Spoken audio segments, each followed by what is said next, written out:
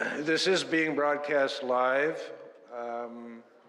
and will be rebroadcast on Rogers Cable on October the 3rd, I believe.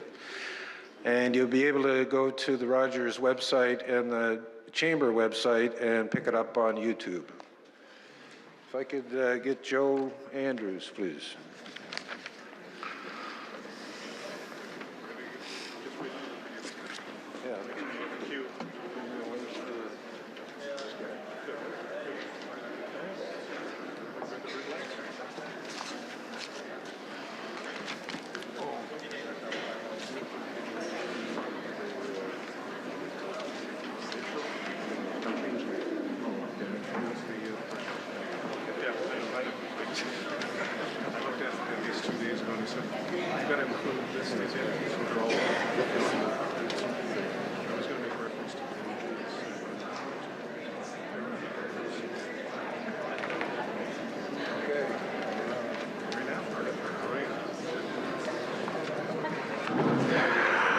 Greetings and good evening, everyone, to Orangeville District Secondary for the first of two federal election candidate debates for the riding of Dufferin-Caledon, presented by the Greater Dufferin Area Chamber of Commerce, along with Dufferin.biz, Headwaters Tourism, and the Dufferin Federation of Agriculture. Good evening, my name is Joe Andrews. I'm the chair of the new Dufferin Board of Trade. For over a century, the Greater Dufferin Area Chamber of Commerce, now the Dufferin Board of Trade, is the knot that ties the business community together. It is recognized as an organization that advocates and provides support for its members in Dufferin and the surrounding area. And through the debate tonight, it also supports a democratic opportunity for members of our community to listen to the candidates who are vying to represent Dufferin County as our voice in Ottawa. Our second debate will take place on Tuesday, October the 6th, at the Grace Tipping Hall in Shelburne. On behalf of our new board, the Dufferin Board of Trade, we would like to thank you for being here this evening. Now, many of you are obviously wanting to know if the Blue Jays have won the pennant. Now, I guess that they are leading 13-1 now, so we can assume that they've done so.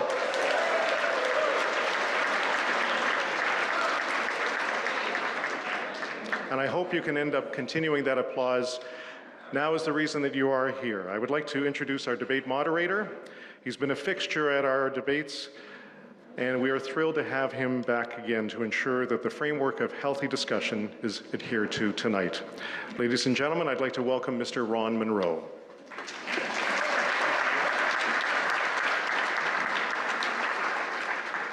Thank you, Joe, and thank you, ladies and gentlemen, for coming out tonight. I know that there were a lot of other things you could have been doing, but as true Dufferinites, you've stuck to the right cause, coming out and getting informed. So, we have a fairly large agenda. Well, not an agenda, we just have an overwhelming number of questions, and we're going to do our best to get through it. Good evening and welcome. Tonight, we have an opportunity to hear from the nominated candidates and learn why they believe they should represent us at the federal level and why their party has the best policies to manage the country and to represent us on an international stage. We are fortunate to live in a country where we resolve our differences, generally speaking, through dialogue, debate, and the free exchange of ideas. This forum is a prime example. It takes a great deal of courage to run for political office at any level, and I commend all of the candidates for their tireless work and efforts to gain our support for themselves and their respective parties. It is our responsibility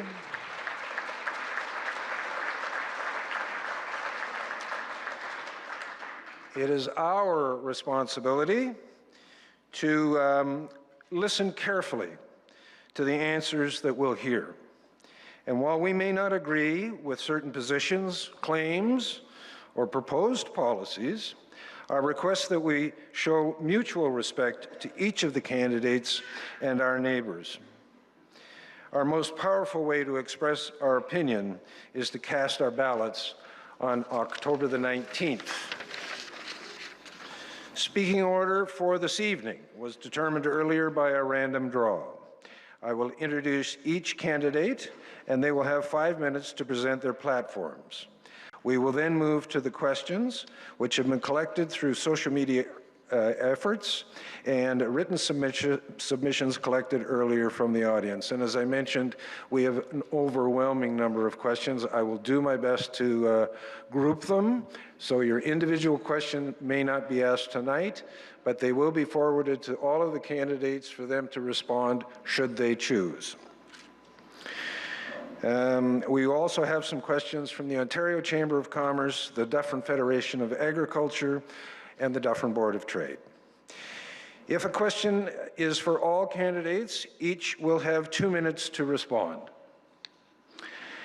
And if a question is for a specific candidate, they will have 2 minutes to respond, and the others will be given 1 minute to respond should they choose to do so. So you don't have to answer if the question isn't directed at you.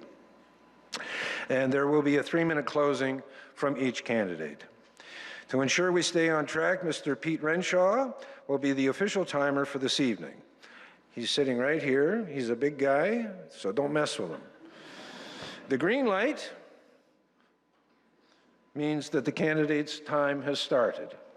The yellow light means you have 30 seconds to close. And the red light means you're done. And if you don't pay attention, Pete will stand up. Don't want that. I mentioned about the Rogers Broadcasting, so we shall get underway, I believe. So our first candidate to be introduced tonight is Nancy Urekar. And Nancy is the owner of Chickaboom Consignment Furniture, Fashion, and Decor in Caledon Village. She has lived in the Orangeville-Caledon area since 1987, where she raised her family. She has 2 daughters who live in Toronto and are doing well and are well launched. Nancy has a BA in Sociology and a Master's of Business Administration from McMaster University. Before opening the consignment store, Nancy was a financial advisor at Asante Capital Management, and prior to that, she was a vice president at McLeod Young Weir. She loves to read, walk with her dog, snowshoe in the winter, and spend time with her family and friends. She is a Morris dancer and musician with the Orange Peel Morris, a local English folk dancing group. She's long been a member of the Canadian Federation of University Women and has skied for many years at Mono Nordic. She took up the fiddle in her 40s and saws away at it for her own enjoyment. Nancy has long been an environmentalist and is passionate about the Green Party and building a sustainable future for us and our children and our children's children's children. Ladies and gentlemen, Nancy Urekar.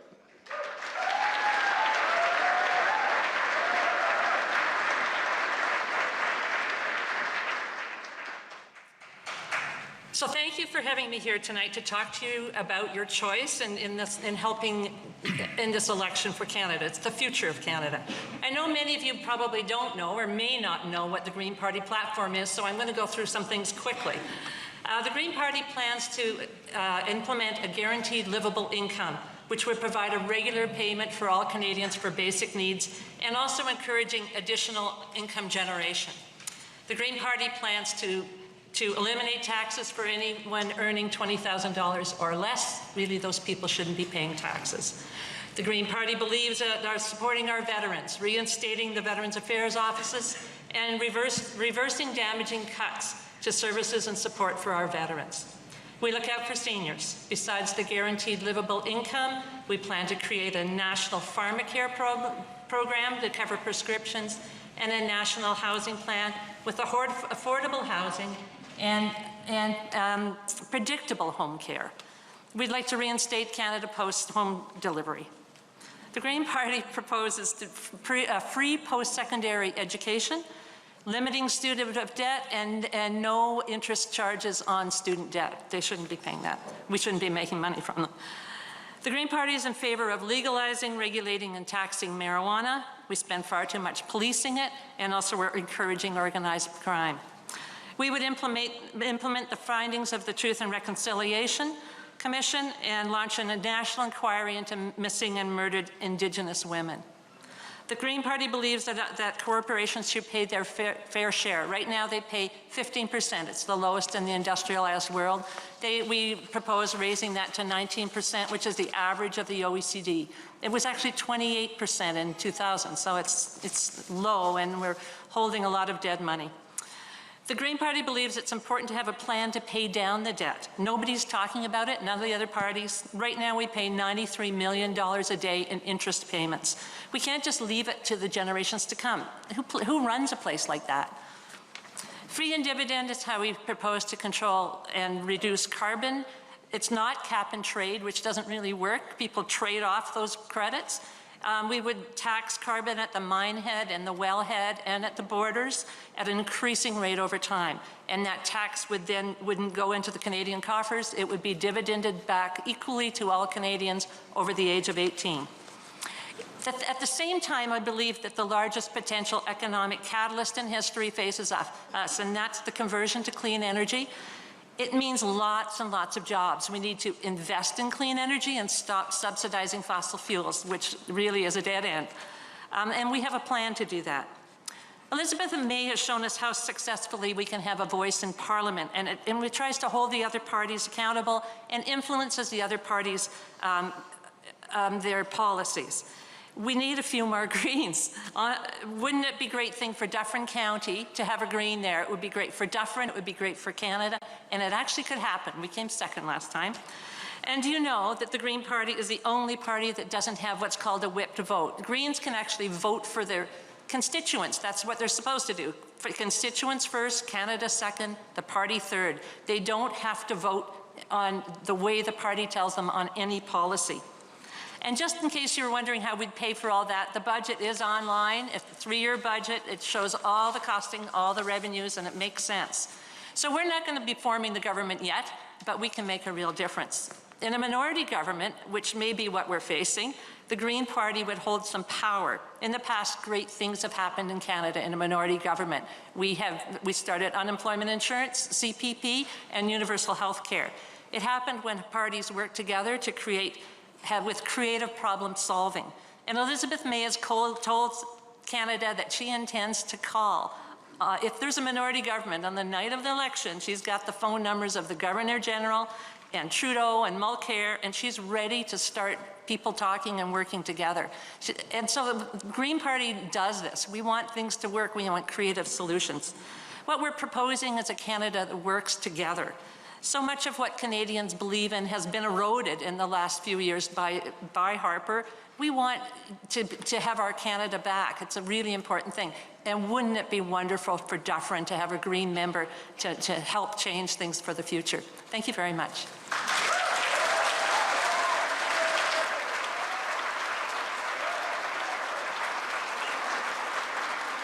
Thank you. Our next candidate is Rehya Yazbek, representing the NDP party. New Democrats in the federal riding of Dufferin-Caledon have nominated Rehya Yazbek to be their candidate in the upcoming federal election. A mother of 3, Rehya knows firsthand the pressures that middle-class families are facing from juggling work and home life to making ends meet, said NDP leader Tom Mulcair. Rehya has been an advocate for her community over many years, and I know she'd be a strong voice in Dufferin-Caledon. Rehya is a working mom with 20 years' experience in the retail food sector, and she currently works on staff for the United Food and Commercial Workers Union. She lives with her husband and 3 children outside Inglewood in rural Caledon, where her husband Wally runs a small business repairing specialized auto components. Ms. Yazbek has been an active member in a number of organizations, ranging from Amnesty International to her daughter's Girl Guide troop, where she is beloved as a sunshine owl. Many people that she represents in many of the people I represent work in part-time and precarious work. They're working harder and harder, but can't get ahead. Stephen Harper's plan just isn't working, and that's why we need change, says Yazbek. Tom Mulcair's program includes a $15 an hour federal minimum wage, which is more than many retailers actually earn. And as a wife of a small business owner, she understands the importance of Tom Mulcair's plan to reduce the small business tax from 11% to 9%. Rehya's #1 priority as a mother with 3 children herself is a national daycare program with a $15 a day childcare. Ladies and gentlemen, Ms. Rehya Yazbek.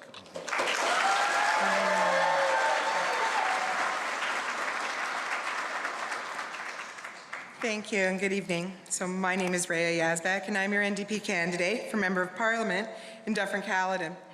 I'm running because I care deeply for this community and because Stephen Harper's Conservative government has failed us. I'm not a career politician. I work full-time and my husband is a small business owner.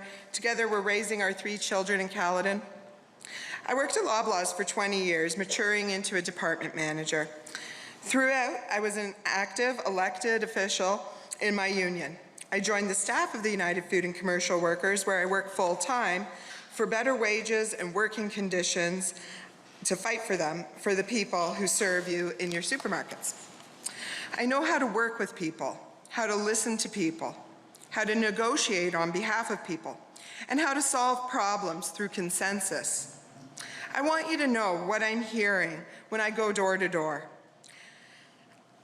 I'm hearing about the struggles of the families in our community, and I hear the frustration about trying to find affordable housing. I hear the challenges they face finding a job. They are terribly worried about the future for their children. I've also spoken with parents who can't afford quality childcare, forcing them to choose between their career and their kids. I hear the stress in their voices when they talk about having a secure and stable retirement. I hear the anxiety when they talk about caring for their aging parents. I also hear the anger when they talk about how our veterans are being treated. And I hear that our voters are ready for change in Ottawa. Stephen Harper has the worst job creation record since the Second World War. He's got the worst economic growth record since the Great Depression. And it's been families in this community who have borne the brunt of his failed economic plan. 300,000 more Canadians are out of work since before the last recession of 2008. In that time, we've lost 400,000 well-paying manufacturing jobs, and 1.3 million Canadians are unemployed today. With a record like this, Stephen Harper just doesn't deserve 4 more years. There are only 2 big questions in this election. The first is, are you ready for change? Are you ready for change from 7 straight deficits in a row under Stephen Harper? Change from economic mismanagement, from the destruction of Canada's environmental protection laws, from the politics of fear and division? Do you really want 4 more years like the last 4 years, only worse? If you are among the 70% of Canadians who are ready for change, the next question is, who do you trust to replace the Harper regime? Justin Trudeau has made billions of dollars worth of promises, but he admits he can't pay for them. You all know that Trudeau's deficits will have to be paid for by you and your children. Or more likely, the Liberal promises will be totally forgotten the day after the election. We've all seen that Liberal movie before. I ask you to choose Tom Mulcair as a leader you can trust. Tom is mature, experienced in government, pragmatic, compassionate, responsible, and trustworthy. He's the only leader with a truly national team representing all parts of Canada. The NDP has a concrete plan. It's balanced, it's responsible, and it's progressive. Our plan will repair the damage done in Stephen Harper's lost decade. We will bring in new programs and reforms, including jobs and manufacturing, small business, and infrastructure. $15 a day childcare, healthcare and home care for seniors, affordable housing, better pensions, new environmental protection laws, youth employment program, a carbon emissions plan against global warming, and fix Canada's role in the world. And we will do these things without running huge deficits.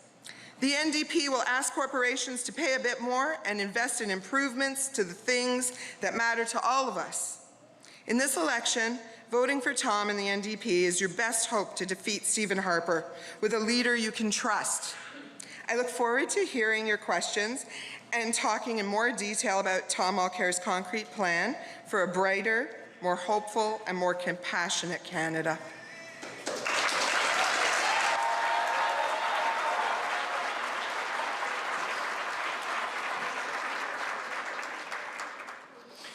Thank you. The Conservative Party of Canada candidate, Mr. David Tilson. In the 2004 federal election, as part of the newly formed Conservative Party of Canada team, Mr. Tilson was elected as a Member of Parliament in the 38th Parliament. During this time, Mr. Tilson served as the acting chair of the Standing Committee on Access to Information, Privacy and Ethics. Mr. Tilson was re-elected as the Member of Parliament following the 2006 federal election. During this time, he was appointed chair of the Legislative Committee on Bill C-2, the Federal Accountability Act. He presided over 65 hours of debates on the significant piece of legislation that ran from May 3rd to June 14 of 2006. The act later received royal assent on December the 12th, 2006. On October 14, 2008, the people of Dufferin-Caledon re-elected Mr. Tilson to the 40th Parliament. Mr. Tilson served as the chair of the Standing Committee on Citizenship and Immigration. He also became and has continued to be the president of the Canada-European Parliamentary Association and remains a member of the Greater Toronto Area Caucus, the Ontario Caucus, and the Ottawa Caucus. On May 2nd of 2011, Mr. Tilson was again returned to the House of Commons by the citizens of Dufferin-Caledon. Community involvement has always been important to Mr. Tilson, and he remains a committed life member and past president of the Optimist Club of Orangeville. He was also one of the original founders of the 3rd Orangeville Boy Scout Troop, Big Brothers of Orangeville and District, as well as the Blue Box program here in Orangeville. Mr. Tilson is the proud father of 3 children, Janet, Greg, and Riley, and his wife, Judith Burchill, practices law in Orangeville. Ladies and gentlemen, Mr. David Tilson.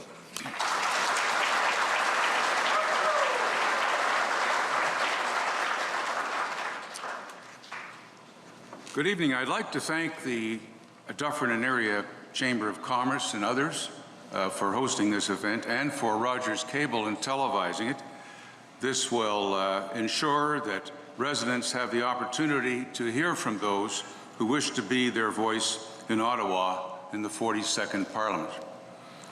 It's been an honor and a privilege to be your voice in Ottawa since 2004. During this time, I've always worked with our Conservative government to always represent your best interests while consistently delivering real results for hard-working families. My record of delivering real results for Dufferin-Caledon speaks for itself through our government's considerable support for youth, such as funding for the Step Up program delivered through the Skills Link program, for seniors, such as funding for the Orangeville District Senior Citizen Centre through the New Horizons for Seniors program, for veterans, through the Veterans Affairs Canada for the Orangeville Legion's restoration of the War Memorial at the Forest Lawn Cemetery, for community groups such as the Orangeville Blues and Jazz Festival delivered through Canadian Heritage, for local small businesses such as the interest-free loan provided by FedDev to Ice River Springs in Shelburne to allow the company to convert their facility to a recycling plant.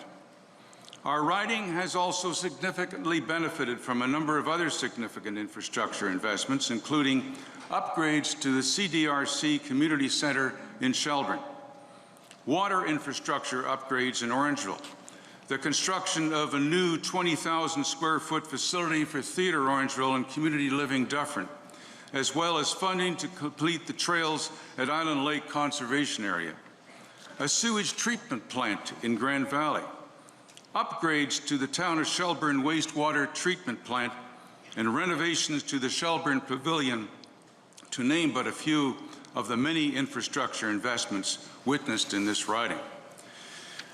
I'm also proud of my record of representing our country's finest. On June 19, 2014, my private member's bill, Bill C-217, an act amending the criminal code relating to mischief to war memorials, received royal assent.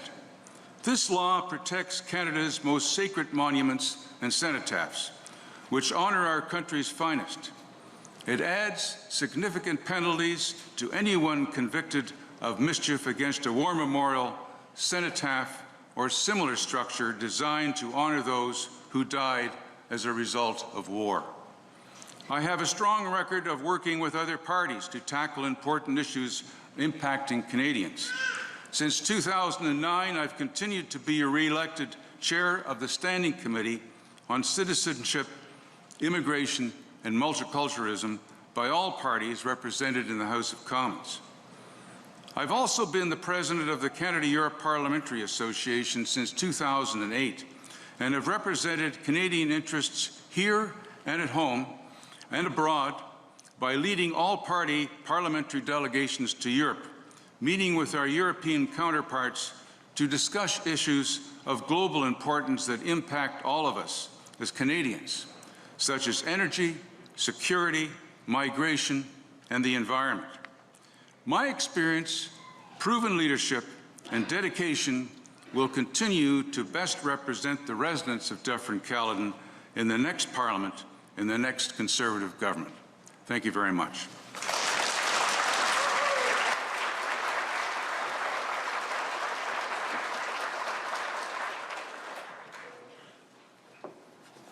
Getting ahead of me here. Finally, the Liberal Party of Canada, Liberal Party of Canada's candidate, Ed Crewson. A longtime resident of Dufferin-Caledon with over 26 years of service as a municipal leader, Ed Crewson understands that you can improve the lives of others by listening to people, caring about their needs, respecting their concerns, and advocating on their behalf. Armed with a comprehensive knowledge of local issues, Ed wants to continue his service as Dufferin-Caledon's voice in Ottawa.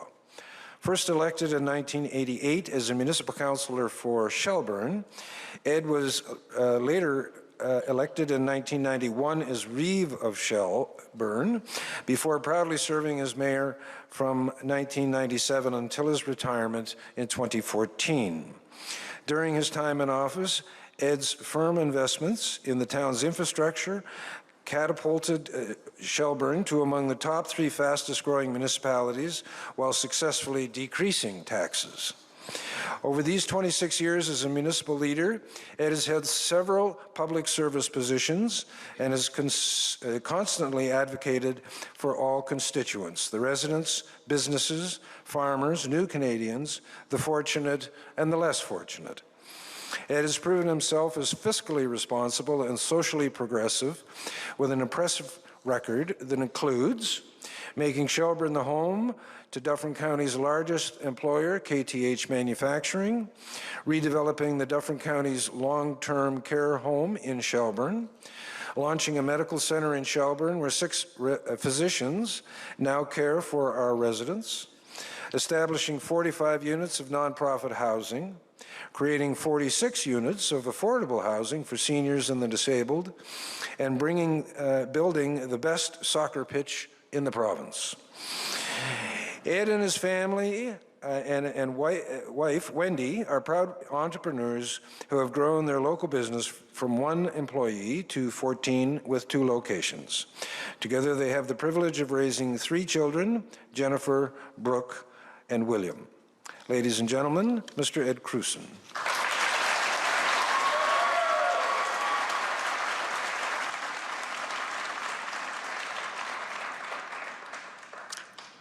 Thank you for coming out tonight. I'm here tonight asking for your support because I care. My 26 years on municipal council has taught me that public decisions should be made to unify and not to divide. Decisions should be openly discussed, the facts shared, your opinions considered and valued. When I was on Shelburne Council, I heard from the people that I represent that we needed economic development and better health care in our community. And so I worked hard to bring KTH to Shelburne, where 500 people are now employed. I worked hard to build a medical center where 6 doctors now care for our residents. I was chairman of the committee that built the Edelbrock Center, which is just around the corner from here, which is recognized as a model for the delivery of community services. These examples demonstrate that I listen to people, that I care, and that I will work hard to deliver the solutions that will improve their lives. The Harper Conservatives, on the other hand, have demonstrated that they don't deliver, that they say one thing and do another. They say they're going to take care of our military. They say they're going to take care of our veterans. They say that we're going to reform the Senate. But what we've gotten from this government is all talk. What we've actually seen from the Harper Conservatives are cuts to the military and a failure of leadership, so much that our naval capacity has been reduced to that we're unable to sail in any of the 3 oceans that are our borders. We've seen cuts to Veterans Affairs that have resulted in more of our soldiers in Afghanistan returning here and committing suicide than actually were killed in the theater of conflict. And what does Stephen Harper and David Tilson do? It's their government sues the veterans to avoid paying for the care they need and deserve. Stephen Harper promised us an effective Senate. Instead, he gave us Mike Duffy, who used our tax dollars to raise money for David Tilson. His corruption has distracted our nation and our Senate from the important work it should be doing on finding the 1,200 missing and murdered Aboriginal women.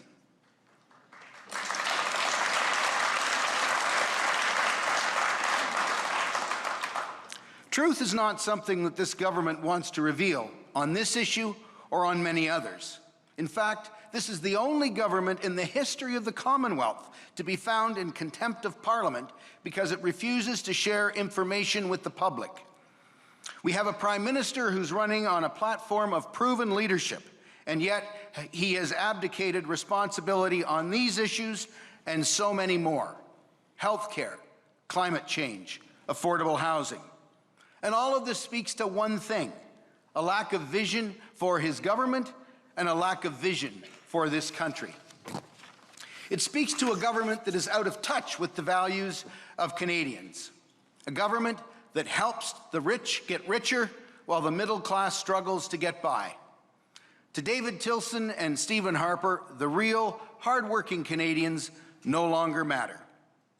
Ladies and gentlemen, I can tell you, you matter to me.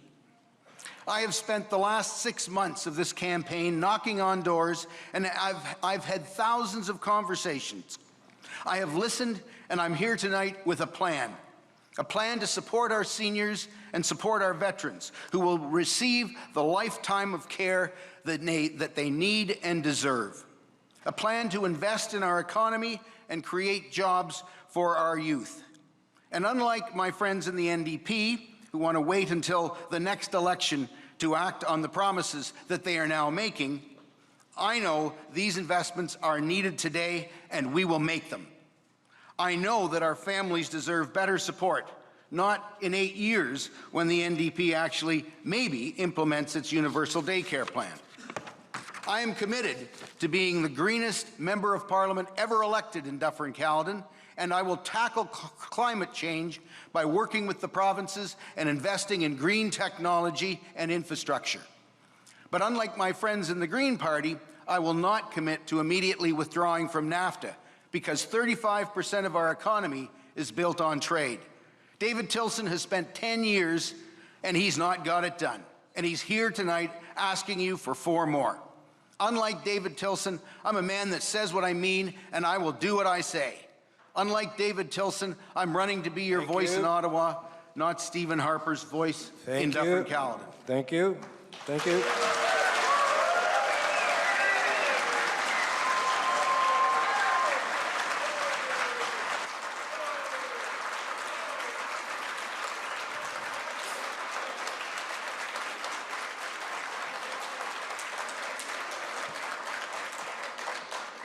Well, you've now heard from the 4 candidates, and they've made some promises, and they've told you some things and given you assurances.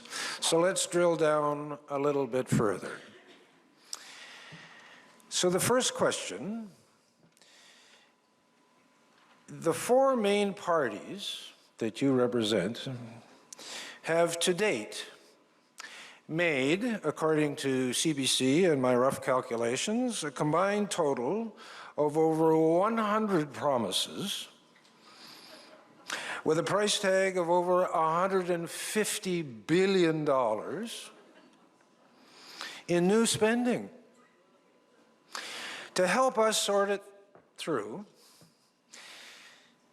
could you go through the top three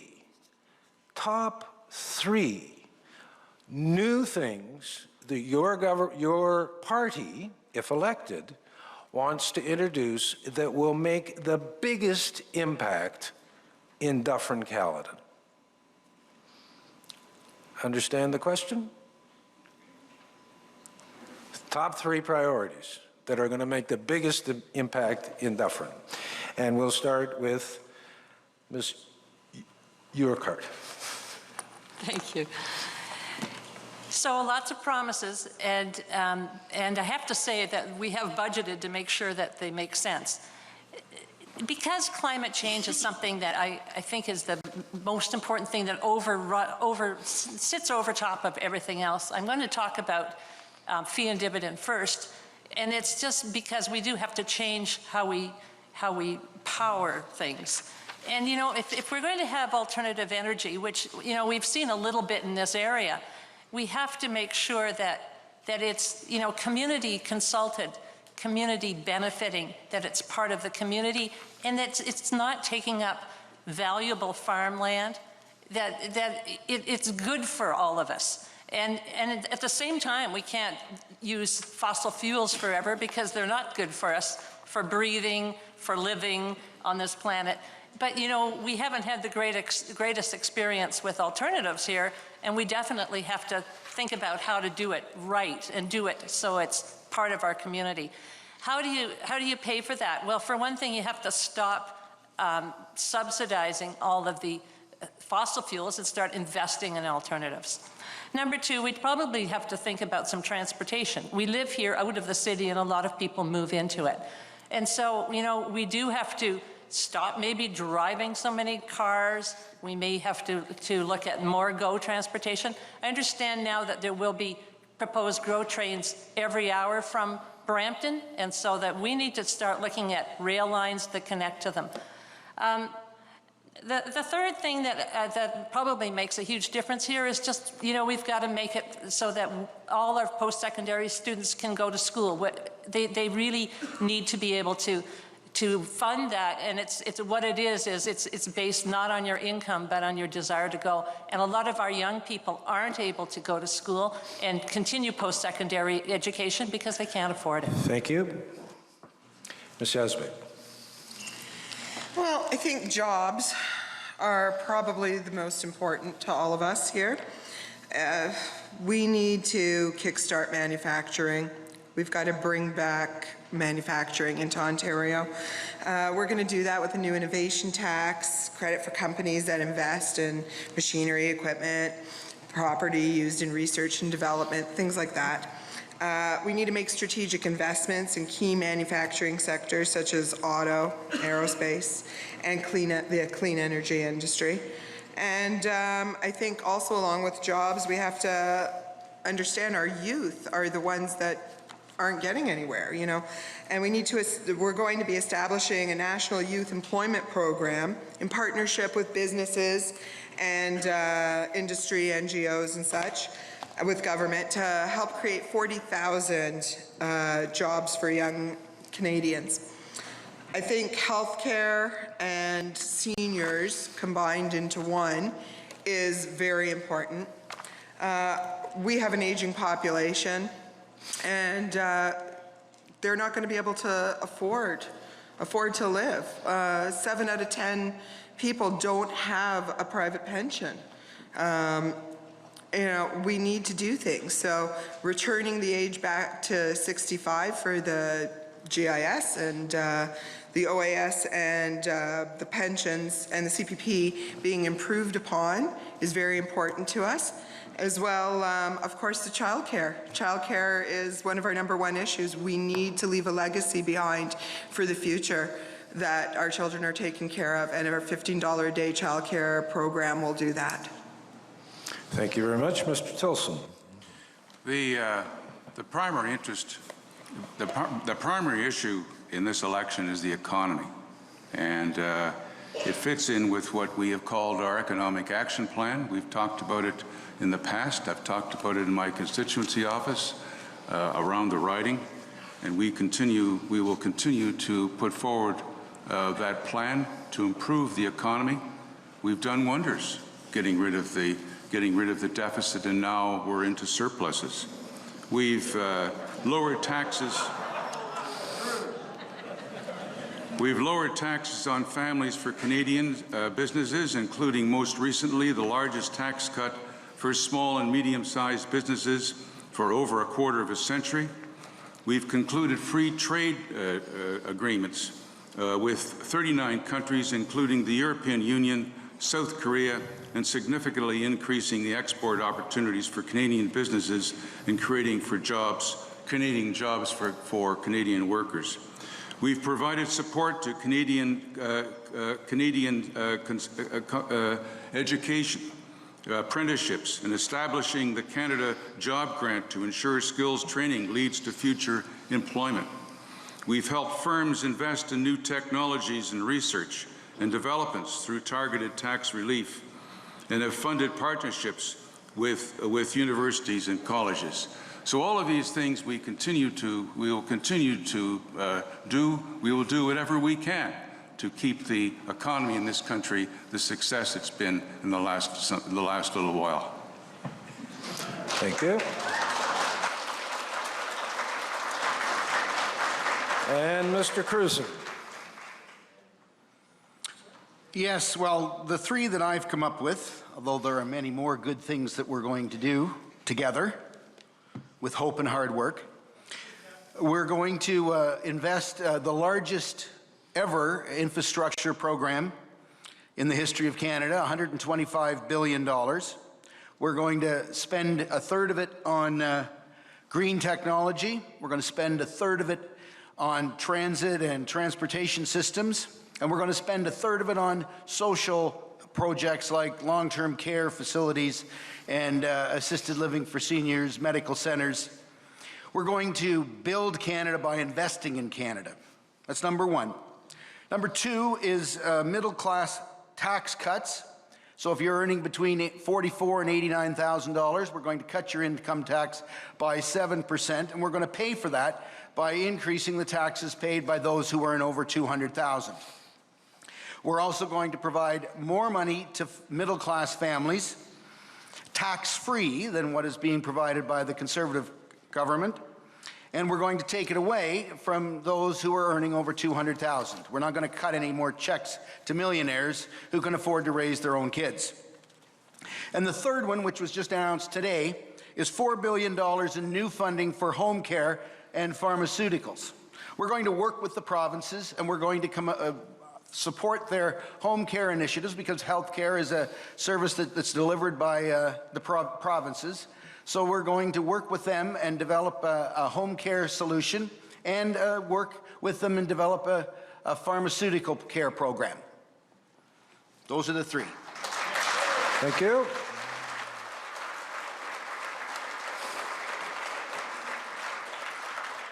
Next question.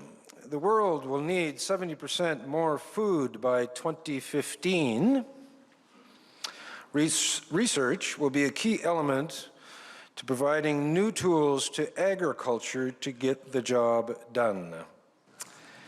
What will your party do to ensure a stable public research community with a good balance of basic and applied research to provide the innovation agriculture needs, and perhaps on a broader basis, a respect for the research that's done in other areas of scientific research?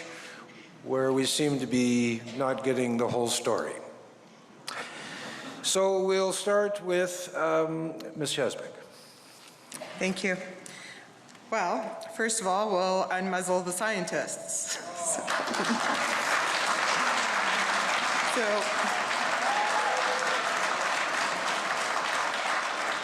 Tom Mulcair announced today, actually, that they will, we will have, sorry, I've lost the words for it. We will have a scientific, somebody standing, never mind. Sorry. Anyways, there will be like a commissioner, somebody that stands before government on science to reflect that. But more importantly, about healthy food. No family should have to go without it, but close to over 3 million Canadians are at risk of going hungry. Over 800,000 visit food banks every month. That's every month, not every year. So in northern and Indigenous communities, the price of good food is out of reach for most families. So we will be implementing our national strategy for healthy and sustainable quality food and increase access to local and organic choices. We're going to ensure farmers can make a living, maintain the highest standards of food safety and labeling. So one of the upcoming cuts from the Conservative is 1.4 billion to food safety. They're going to be taking away all the food inspectors, a lot of food inspectors. I think it's 700 is the number.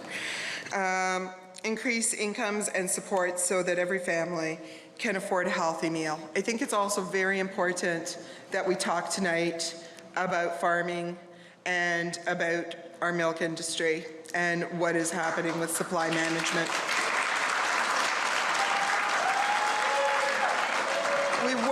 We won't be able to sustain supply management if we open the doors and 10% of Americans can flood in with... Thank you. Thank you. Mr. Tilson.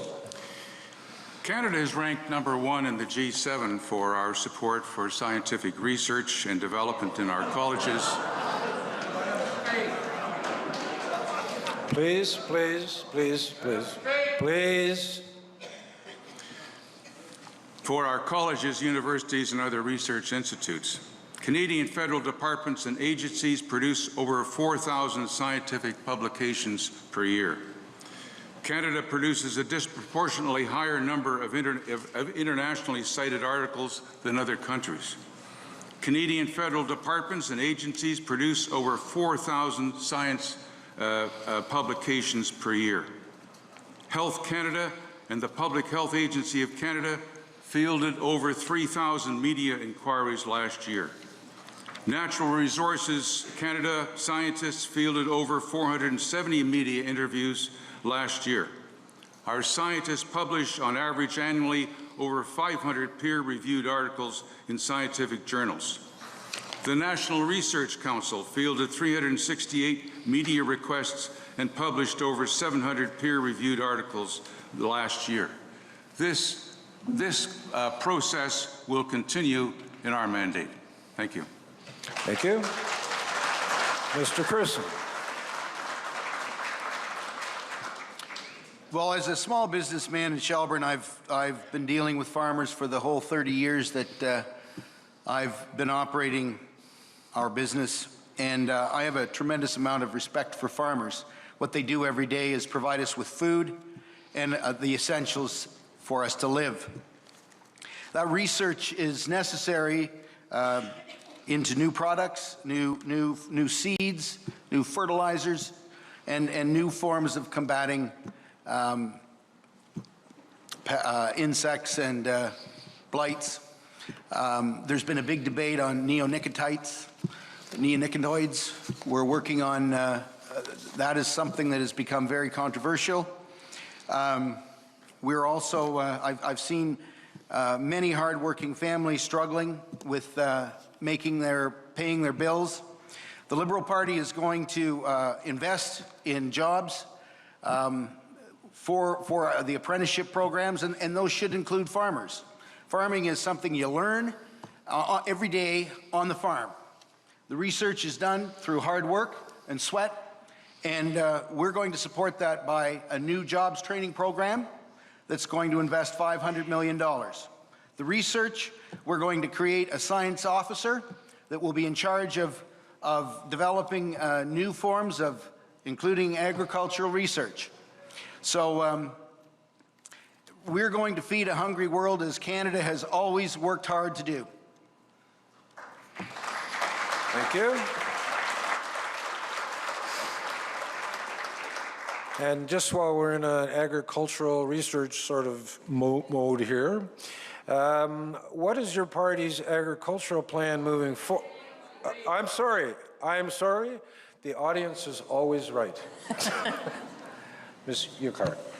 Thank you. Sorry. So really, we have to reinstate the positions that were lost in agricultural Canada. We've kind of devastated a lot of the scientists and the people who worked for Agriculture Canada. We would like to develop a national agriculture and food policy, which will, it calls for negotiated agreements with the provinces to ensure the preservation of farmland. And we have to reinstate the Canada Land Inventory Program with adequate funding to keep a record of the land and make sure that we're protecting it. We have to provide sufficient fiscal incentives and other levels of government to preserve farmlands.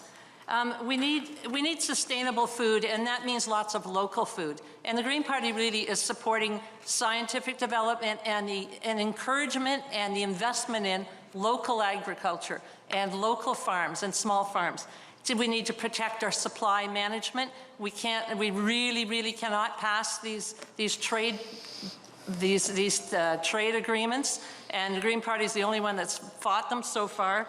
And at the same time, we do have to allow, at the lower trenches of the supply management, room for new farmers, young people, to be able to start farms and a niche market in the lower end. And so really, farming is a big thing in the Green Party about food and looking after our planet and feeding everybody and unmuzzling the scientists. I mean, we've got to do it. It's not right what's been done, and Canadians want that to happen. Thank you. And again, my apologies. Okay, can I go on now? Is it okay? My apologies. I'm trying to juggle about 14 different things here. But I do believe we're on to the next question, and this one will start with Mr. Tilson, and it is related to the agricultural field. And perhaps in very short synopsis, does your party have a policy to address genetically modified foods and their labeling to allow consumers to be educated about what they're consuming? Genetically modified labeling. Mr. Tilson. Yes, we've put forward policies in the past number of years for genetic modified labeling. It's important to know where our food is coming from, what's in it. More people are, when you go shopping, more people are looking at the labels. We're obliging that. We have spent a great deal of time amending the process so that labeling, when you buy a product, you know where it's coming from, you know what's in it, and you know what's good to eat. Thank you. Mr. Crewson. We're supportive of GMOs, and we will continue the policy of labeling. Thank you. Ms. Urekar. So the Green Party would stop all research in GMOs.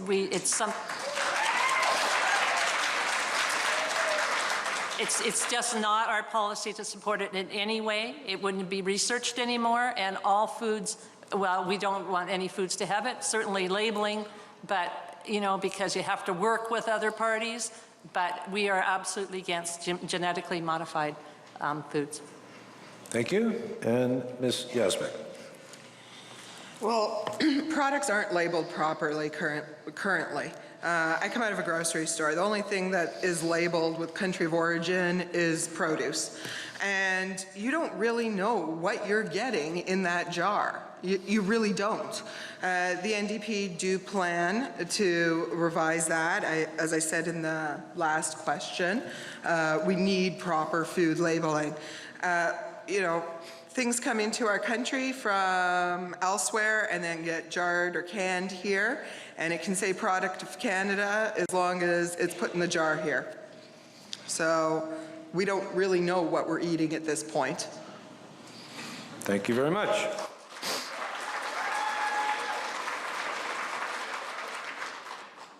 The next question. If elected, how will your government implement the National Action Plan on Violence Against Women?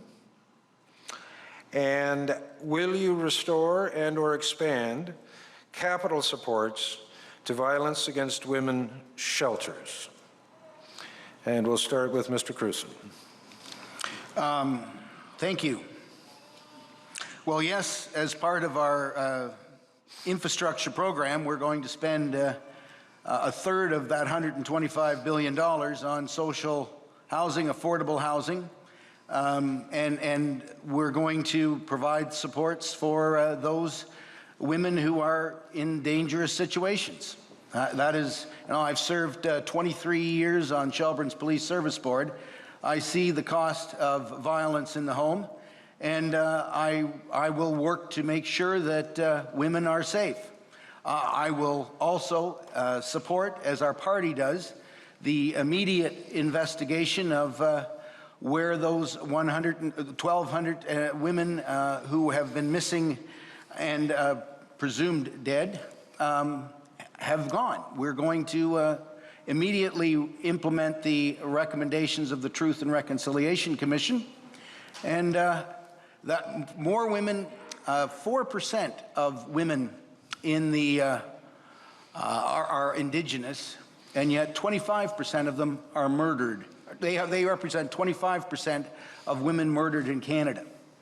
We need to stop the violence, and we need to provide them with safe shelter, and we will do that with our infrastructure program. Thank you very much. Ms. Urekar. So I don't even know why we can't get this, you know, that it's just not acceptable. Violence against women isn't just not acceptable. We're in a very, you would think, elevated kind of society. We really, the Greens would vigorously defend every hard-won victory for women's rights, and so much has been lost under the Conservative government. It's you know, so many things have been stripped down, and it needs to be, it's just the way things have to be. A lot of people have fought for it, and a lot of people suffer for it. We've got to do something. We've got to stop the way people think or something and change. It's a priority, and it's equality too. You know, really, women aren't paid equally. They are paid $8 an hour less on average in Canada. It's about equality, and this is a society where we consider everybody equal. Thank you. And that's not just women, it's all people are equal. You know, there's no second class. Thanks. Thank you. Ms. Yazbek. Well, this is something near and dear to my heart. I've spent a lot of time working on women's issues through my life. I've sat on the Ontario Coalition for Pay Equity. I've worked with the Ontario Better Childcare Coalition, and I can go on and on and on. I'm not going to talk about myself. The issue is women's equality and violence against women specifically. Well, when women do better, we all do better. And after a decade of Stephen Harper's Conservatives, gains for women have stalled. We've fallen to 19th on the Global Gender Gap report. Canada still has no strategy on gender-based violence, no inquiry on missing and murdered Indigenous women, and no national child care program. And Harper has rolled back hard-won pay equity, with the support of Justin Trudeau and the Liberals, I may add. Tom Mulcair's plan will call an inquiry on missing and murdered Indigenous women. This is something very important. I worked with through my national office for a year on this stuff, and it's just unbelievable how it could keep going on, and we just turned a blind eye to it. We need to create an action plan to end violence against women and girls. There needs to be an action plan. Ensure half of all government appointees are women. This all goes to the same thing. And help women stay in the workforce with the $15 a day childcare that we've been talking about. Thank you. Mr. Tilson. I think all of us on this stage support this issue and want to do whatever we can to stop violence against women. We support institutions in this community, a family transition place, which performs a wonderful service to the violence against women. The issue of the missing and murdered Aboriginal women have been raised, and it's been raised in the House several times by the NDP and by the Liberal, who want a royal commission. These deaths and abductions of these women are a tragedy, and this has caused deep pain for many families. There's been over 40 reports that have been made on this issue, trying to solve how it's happened and where these missing women are. The only real solution is to bring the perpetrators of these crimes to justice. This is a criminal issue. So over the past 7 years, our government has passed over 30 measures to keep our streets and communities safe. We're the only party in the House which has demonstrated any commitment towards putting an end to the violence. Thank you.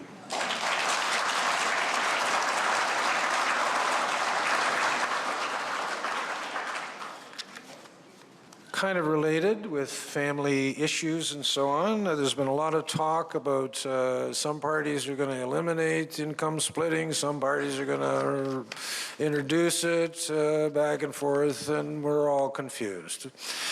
Or at least I am. Could you explain your position on this whole issue of income splitting? And we will start with Ms. Urekar. Income splitting is one of the policies that we'd be changing, except for seniors and low-income seniors. It is, you have to change things in order to get, make sure that you have a guaranteed livable income for all Canadians. And so that is something that's benefiting lots of maybe people who have enough, maybe the upper middle class. And we want to make sure that everybody has a fair chance in Canada, and that there's no people hungry in Canada, which right now, no people living in poverty. And so that's one of the programs we would definitely change. Does your party have, or do all parties, any of the parties, have a definition of middle class? Aha. A dollar figure. Actually, I don't know that. Okay. Ms. Yazbek. Income splitting. Well, income splitting is only benefiting 15% of Canadians right now. That's a very small number. We will definitely remove it. But of course, the NDP will not remove income splitting from seniors. Seniors benefit from it, we will leave it for seniors. But we will remove income splitting from families because it is a program that only benefits a small majority of upper income Canadians. So it's not for us. Do you have a definition of upper income Canadian? Do I have a definition of what? I'm sorry? Upper income Canadian? Upper income Canadian? Yeah. I would say, off the top of my head, if you're over 100, you're upper 150, 150. There you go.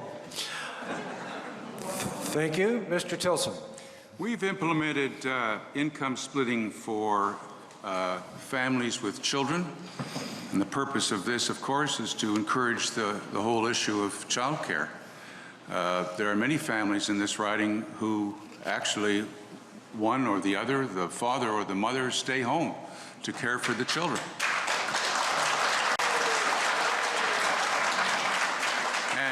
And we encourage that. And that's probably the primary reason for income splitting for families with children. Income splitting for seniors, we have implemented that. This is important. Seniors are finding it tougher and tougher to get by.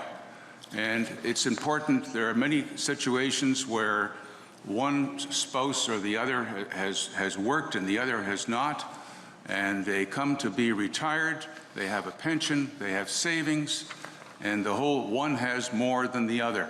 So the whole purpose of that is to assist seniors in getting by in their senior years. So income splitting for seniors, I think, has been a most useful issue in this riding.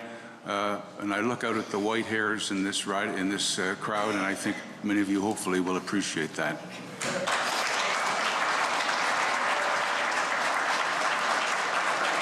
And Mr. Crewson.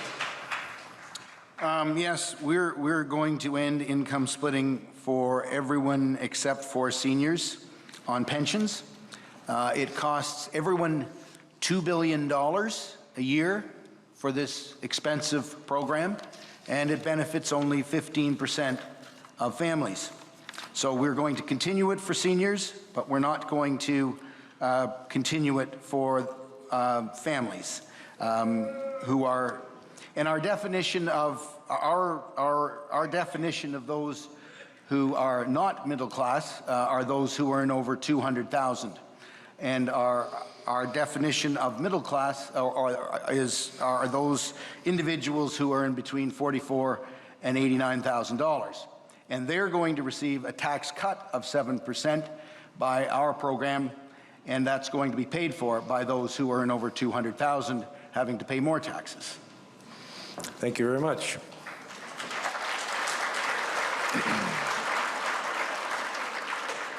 Shift topics a little bit. Tourism is a key economic driver in Canada, and especially in areas like Dufferin-Caledon. What policies or programs does your party have in place to improve our draw from a world market hungry for a safe, reliable place to visit? And we'll start with Ms. Yazbek. Well, I actually, you know what? Tourism is not something that has been talked about widely in this election. It is important to me. That's actually what my formal schooling was in, was travel and tourism. You know, I think we have to get our economy together. We have to get people making money first, and that's going to drive tourism. That's the bottom line of it. Thank you. One of the reasons the question was asked is tourism is a huge economic driver in this particular riding. So it's not a national issue, perhaps, but it is here. Mr. Tilson. Tourism is important in this riding. It's important across the country. And it applies to our whole issue with respect to the economy, lower taxes, tax credits, encouraging businesses to come to this great country to provide jobs. We want to encourage people from Europe, the United States, Asia, to come to this country. We have a lot to offer. This riding has a lot to offer. The scenery that we have, and the scenery that we have, the art that we have, just in this riding alone, is encouraging, and I think we need to do all we can to encourage those industries, and we do that by lowering taxes. Thank you very much. Thank you. Mr. Crewson. Yes. Well, we're actually going to invest in our parks and encourage youth to become engaged in parks as tourists as well as employees. We've got a new program that we're going to employ more youth doing research. We're going to invest $300 million in green jobs for our youth, and that's going to include parks and recreation. We're going to encourage tourism by providing them with the skills that they need in order to become entrepreneurs and attract tourism to our community. Thank you very much. Next question. The world is doing business on... Oh, that was a test. And you guys got me.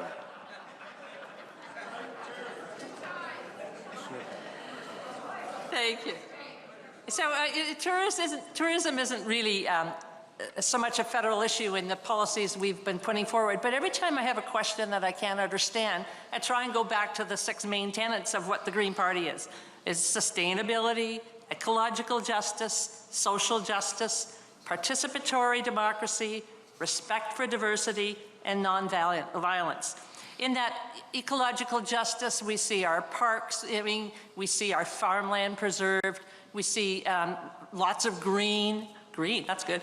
And is it sustainable? You know, we live in a really great area of this country, and people come here because it's beautiful, and we want to maintain that. We're not going to pave over paradise. Thanks. Thank you.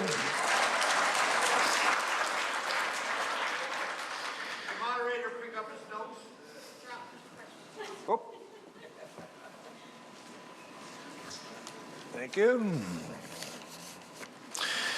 The world is doing business on the internet.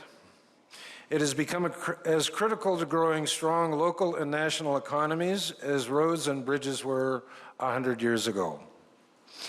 What is your party's plan to ensure rural Canada has affordable access to high-speed internet beyond the current and modest goal of 5 Mbps? And what's the timeline? Will your party take a more aggressive stand with the telcos to ensure a more equitable distribution of service? Is it time to seriously look at 3P opportunities, meaning private-public partnerships? The world is doing business on the internet. It has become critical to growing strong local national economies as roads and bridges 100 years ago.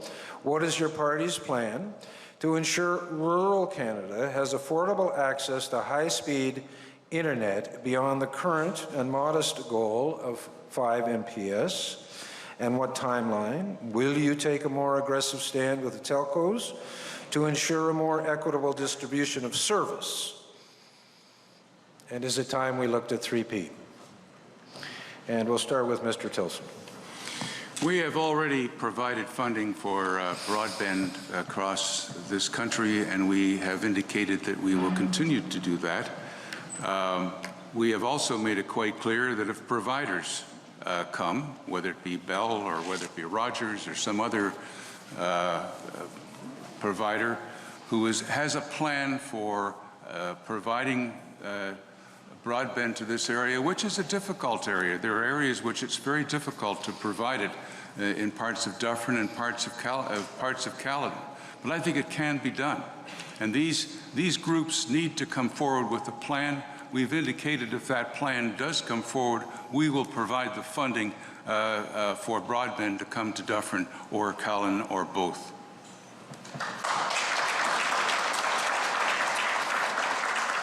Thank you. Mr. Tilson. I just answered. I'm sorry, Mr. Crewson.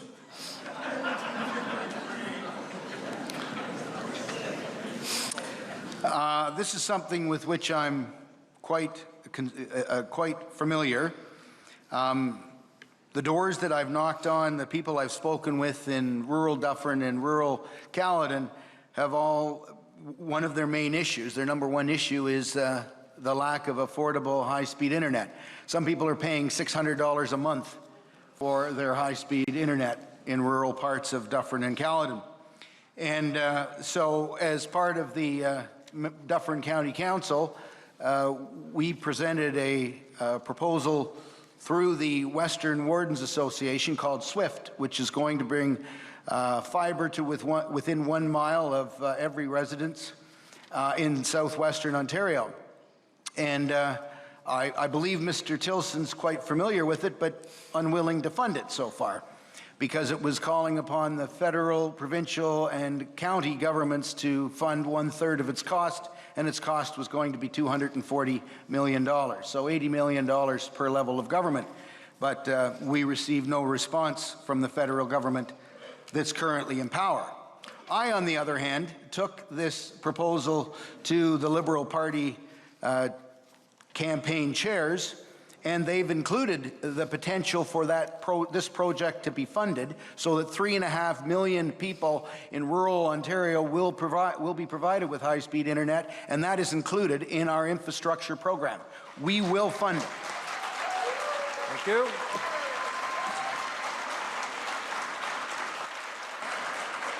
Ms. Urekar? So we feel that, that access to fast and affordable internet is a basic right now in Canada. And yet we live in a country where it's not easy everywhere. And so there has to be funding, and every district has to be able to solve it slightly differently. If it's a city riding, it's different than country, and it's different than the far north. But it is something that Canadians need to know that they can have. What the Greens have decided is to really provide infrastructure funding, guaranteed every year. You know it's coming. You can design systems. You can have projects that you know that they can go forward. They'll have funding every year. So we would devote 1% of the GST, which is at the moment is about $6.4 billion a year, that would be divided across Canada to the municipalities and the regions to be able to figure out the solutions that are correct for them. But we do acknowledge it's a basic right of Canadians now. Thank you. And Ms. Yazbek. Thank you. Internet is important. It is a basic right. This is how we communicate now. A lot of our businesses and most of our education work through use of the internet. My son in grade 2 uses the internet every day at school. So we do need better service, and things need to be more fair and equitable all the way around.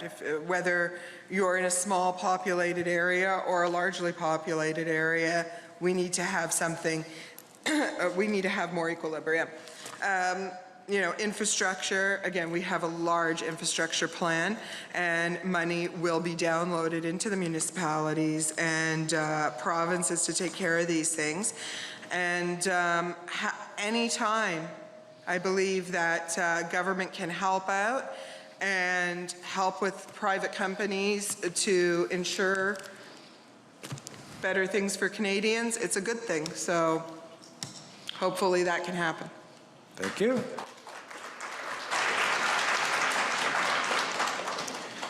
The next question. Will any of the parties consider putting together a drug plan for those on CPP? And we'll start with Mr. Crewson. As I said earlier, Ron announced today was $4 billion in funding for home care and to work with the provinces in developing a home care plan as well as pharmaceutical care. Thank you. Ms. Urekar? Well, it's always nice when other parties start adopting the green policies. So it's been in our platform. Well, it's really kind of getting what we want done, you know. Pharmacare is something that we are putting forward. It actually would save Canada a great deal of money. We get to negotiate for cheaper drugs, and we're already spending a huge amount. So they actually, it's not a huge cost to make pharmacy drugs available to everyone, free of cost. Right now, people are spending a huge proportion of their income on drugs, and 1 in 3 Canadians are not taking their prescriptions because of the cost. And so that causes further cost to our healthcare systems down the road. So it's a problem. And so pharmacare is part of the policy, and it's important to Canadians. Thank you. Ms. Yazbek? Yes, we do have a pharmacare plan. NDP government will develop a basic universal drug plan with the provinces and territories. If you all recall, Medicare is the NDP thing. We started it, we got it through. And pharmacare becomes an extension of that. Thank you very much. And Mr. Tilson.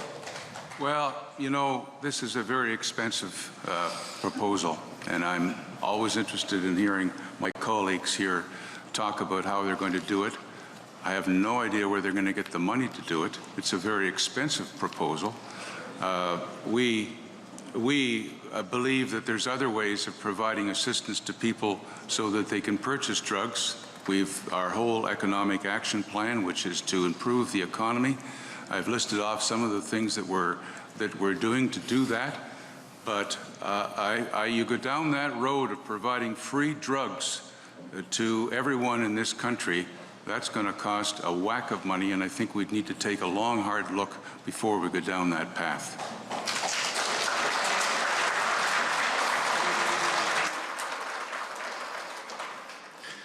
Thank you very much. Move a little bit into international issue and our troops.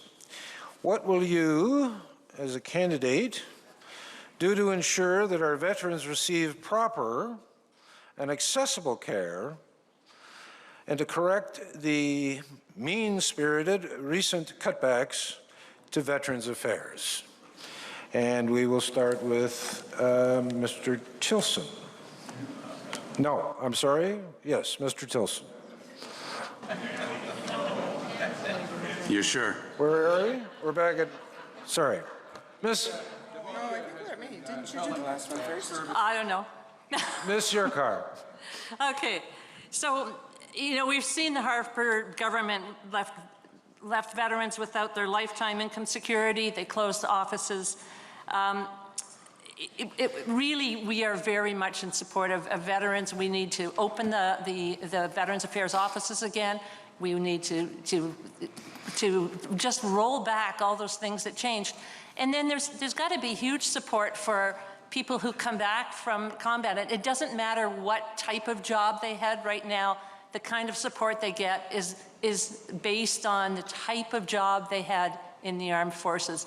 And, you know, PTSD, it affects all the different people you know, that have served in our armed forces. We have to support that. And as Ed had said earlier, actually more people have died who served in the military. More people have died from suicide than actually died in Afghanistan in combat. And so, you know, we have a huge problem. So we support our veterans. They've fought for us. They've supported us. We need to roll back the cutbacks and support them again. Thank you.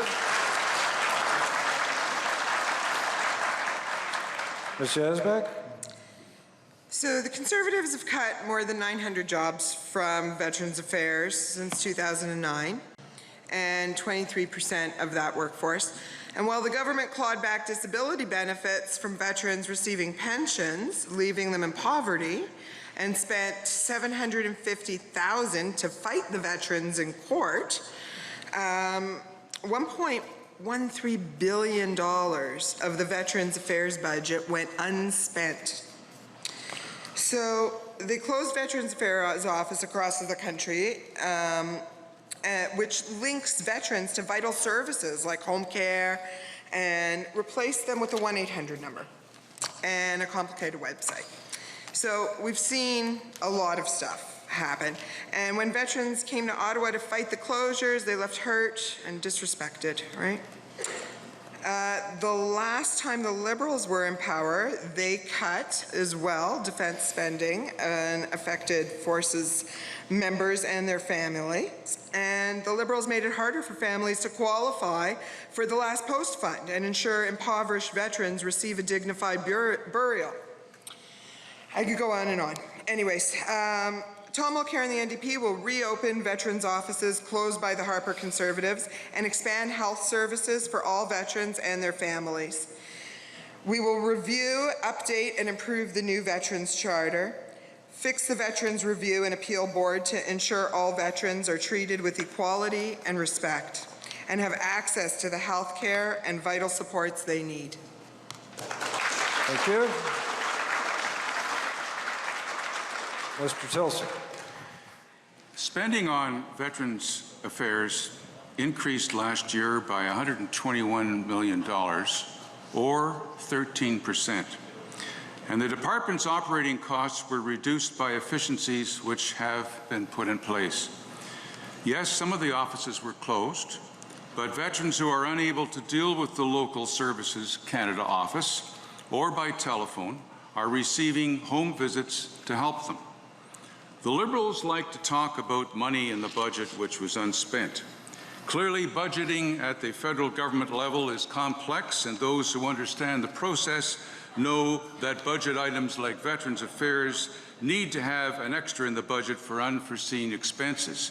We will enable veterans to receive the extended earnings loss benefit to earn up to $10,000 in employment income without affecting their benefit payment. We have made improvements to the Veterans Charter, and we have created a national health clinic network.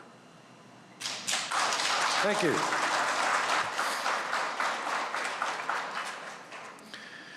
And Mr. Crewson. Well, you've had 10 years to do it, David, and you haven't got it done.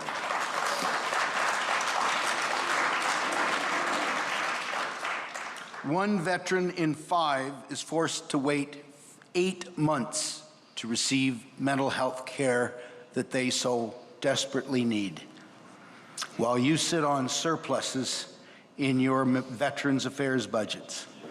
We're going to reopen the offices. We're going to provide the veterans with the support they need.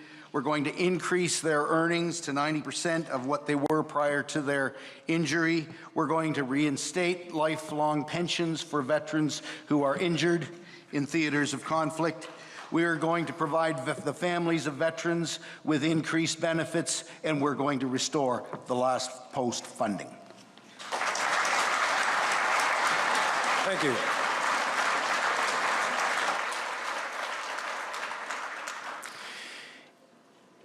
Keeping on a military theme, several people are interested in your parties and your personal position, I guess, in Canada's role in some of these conflicts that we've been involved with, sort of, kind of, on again, off again. What is the party policy, and what is your position on Canada's role in the international stage of conflict? And we'll start with Ms. Yazbek. Okay. I don't understand why we are involved in a civil war in Syria militarily. You know, the last debate, I heard Mr. Tilson keep talking about working with our allies. I'm not sure who these allies are, because as far as I know, who's on the side of Bashar al-Assad is Russia, Iran. You know, I'm just not sure why we would be spending money on that. These Syrians that were supposed to be training, there were 5,000 that were supposed to be trained from the US and us together, and they've trained 60 and 55 were killed. So that leaves 5 trainees in Syria that have been trained.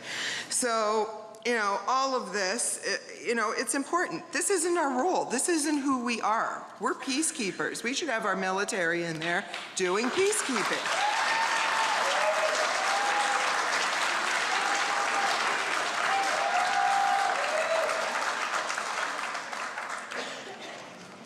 Thank you.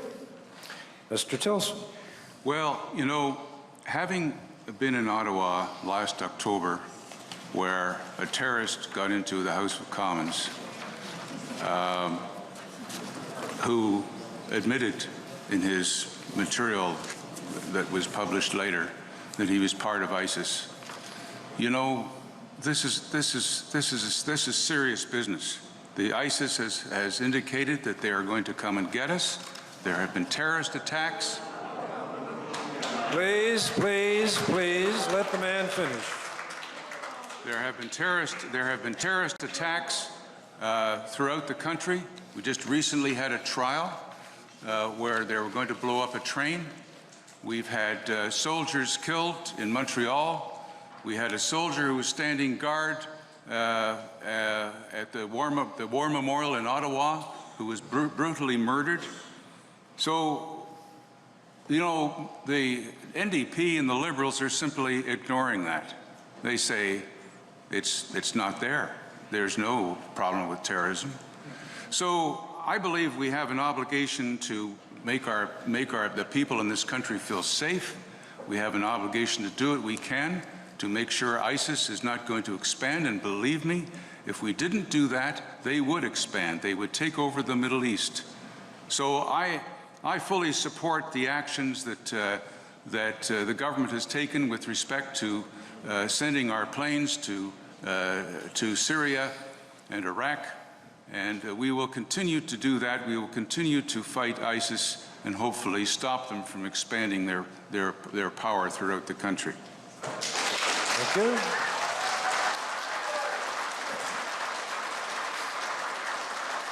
Mr. Crewson. Thank you. Well, we've just seen a really good example of how the Conservatives talk without action. Over the last few years, budgets 2010 and 2012, billions of dollars have been cut from the national defense spending. They've been waiting how long to find a new fighter plane?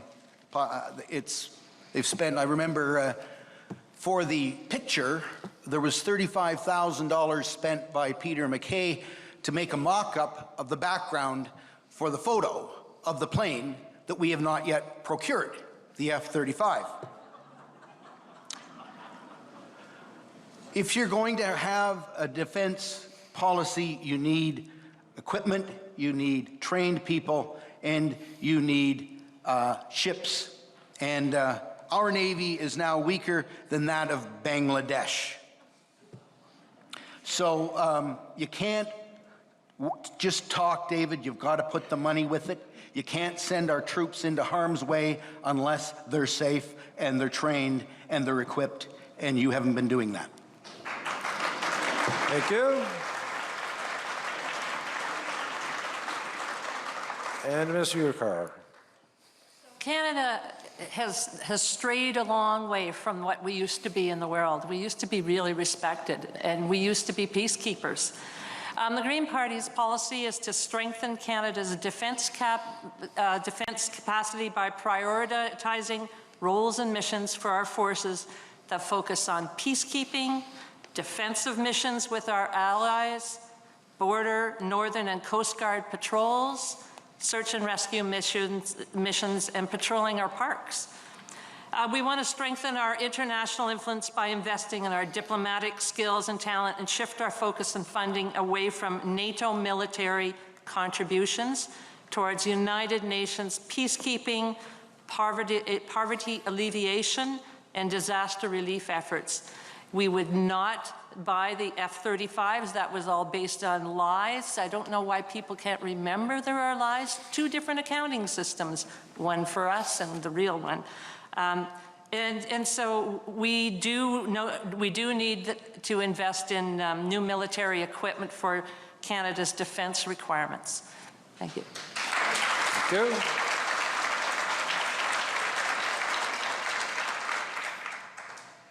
A local issue, well, a national issue, but we hear about it all the time. We need to get an update from all of the parties on what's your position on Canada Post's plans. And some parties have indicated they want to reinstate it. Some parties have said, no way. So can we get clarification, please, starting with Mr. Tilson? Yeah, the government, this is, of course, this is Canada Post. This isn't the government. And the problem with that Canada Post has been experiencing is that they've sustained substantial losses. And if they don't do something, Canada Post won't exist. They're now down to parcels. The majority of their deliveries are with respect to parcels. And why? Because most of us in this room are using BlackBerries and other iPhones and equipment such as that to send messages. So the days of sending letters are over. And so Canada Post has decided to stop home delivery. Many areas, particularly the old areas of the country, have had home delivery, and it's been made quite clear. Seniors have called up and said, well, I'm not well enough to go to the convenience box, or I am disabled and I'm not able to go to the super box. Canada Post has made it quite clear that all of those people will still have home delivery if they're unable to go to their convenience box. I've lived in my area for over 20 years. We've had a convenience box, super box, and it's served us well. So I think that Canada Post, it's not popular. The Canada Post workers are worried about loss of jobs. It hasn't really happened in this area yet, but it's going to happen. But if they don't, Canada Post is going to be in big financial trouble, and they have to at least make money or break even. And with the home delivery continuing, they won't be able to do that. The opposition has said, "Oh, we're going to restore home delivery. We're going to provide that." Well, first of all, the government doesn't run Canada Post. Canada Post is a Crown corporation, and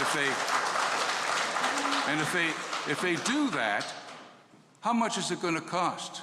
Where are they going to get the money for that? Well, we all know the answer. Thank you. Mr. Crewson. It's the policy of the Liberal Party that we will be restoring home delivery. Is that your final answer? Thank you. Mr. Urekar. So it is the policy of the Green Party to restore home delivery, but we also want to look at the post office and see what's wrong with it and what we can do to fix it. Although I have to say that the decisions were made to stop home delivery, while in the second quarter of 2014, Canada Post stated a $62 million in profits, and it was the 17th annual profit in the last 19 years. So not doing so bad. Now, there was a study they looked at to look at financial services through the post office, because there's lots of places in Canada that there's no bank, but there is a post office, and that we could be using the post office for financial services like many countries in the world that make a profit doing that. It's very convenient to people. So it's a vital service that connects Canadians from coast to coast, and we think that we need to diversify it. Now, I do have to say that these new trade treaties, they do have an impact, and they could, on Canada Post. And so by signing some of the all of these types of corporations, Canadian corporations, are impacted by the trade treaties, and we need to look at that implication. That's CPC and Canada Post, and we have to make sure that we can keep them viable and keep them. Thank you. And Ms. Yazbek. Canada Post belongs to all of us, but the Conservatives has slashed and cut without consulting with Canadians. Their drastic rate hikes hurt citizens, businesses, and charities. And by ending home delivery for 5.1 million households, they're making life even more difficult for seniors and people with disabilities.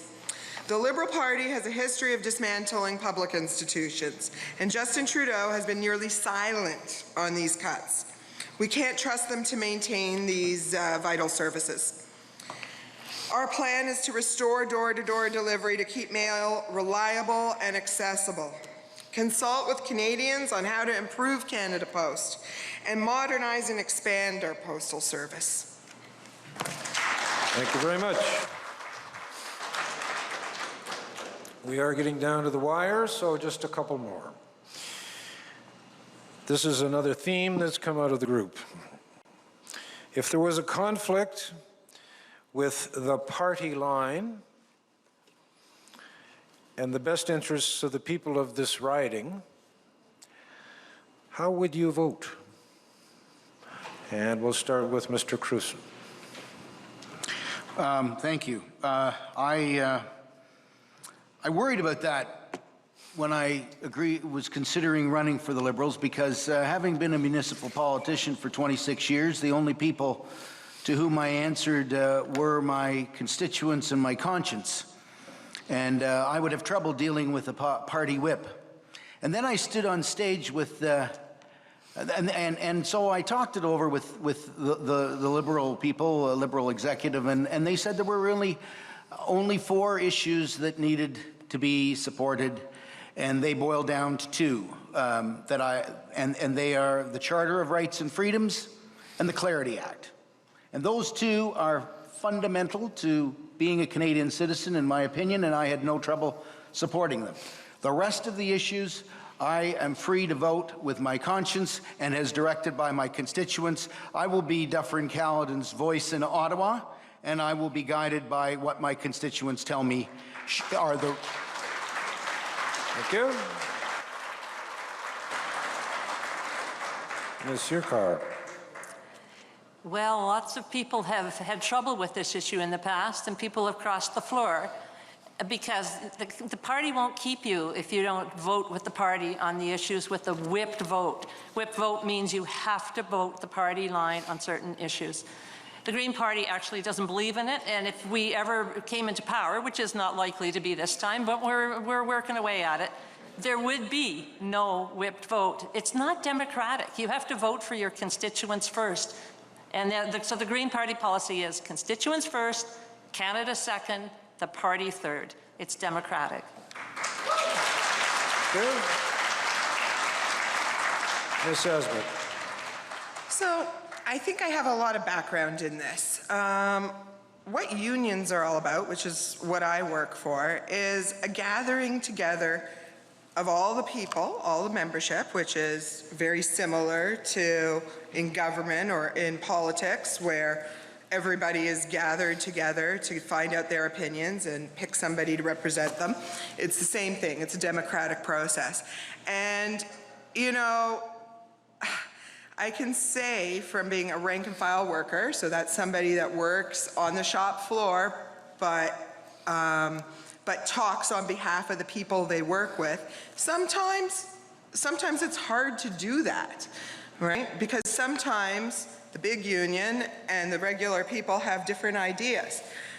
But I have learned through the years that loyalty is very, very important, and that sometimes the bigger power has the regular people's best interests at heart. And it's all about consensus building. It's all about talking to each other. It's not about, you know, some parties run in a dictatorial way. So the party says, this is what we're doing, and everybody does it. The NDP doesn't work like that. It works bottom up. So the idea would be that MPs, NDP MPs, will come to their caucus, they'll discuss the issues, and they'll have the ear of the party leader, and they come to consensus. So I wouldn't have to worry about breaking the 2, because I'd have your ideas actually heard by our leader. And that's what I've been doing every day for the last 25 years in my union, so I can't see it being much harder to do in government. Thank you. And Mr. Tilson. You know, government bills, we debate those in caucus. I don't always agree with my party on certain government bills, certain sections. And I have an opportunity in that caucus to stand up and tell the caucus, to tell the Prime Minister what I think of that bill, and I've done that. And if there's enough members of the caucus who are able to change the mind of the majority of the minister, those bills have been changed. And I'm quite proud of our caucus in doing that. It's free and open. With respect to private members' bills, there's more freedom. You can vote the way you like. I look at the NDP and the Liberals. Generally, their votes are all whipped. They all vote the same way for whether it's an NDP bill or a Liberal bill. They all vote as a unit. With the Conservatives, I have sometimes bucked my own party, and I have voted in favor. Please, please, please. I have voted against, I voted in favor of a Liberal bill or a New Democratic bill, which or a Green Party bill, which I thought was a good move. The majority of the Conservatives may not have done that, but I felt I've had the freedom to do that. If there was an issue, the question was if there was an issue that affected this riding, I would put the riding first. I would.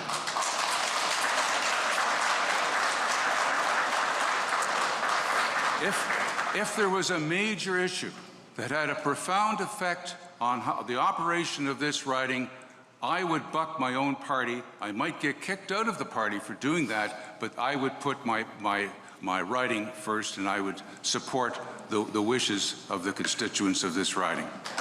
Thank you.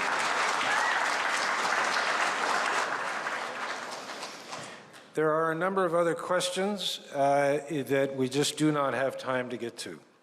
As I indicated, all of the questions will be submitted to the candidates for answering in a public forum on our website, and if they choose to do so.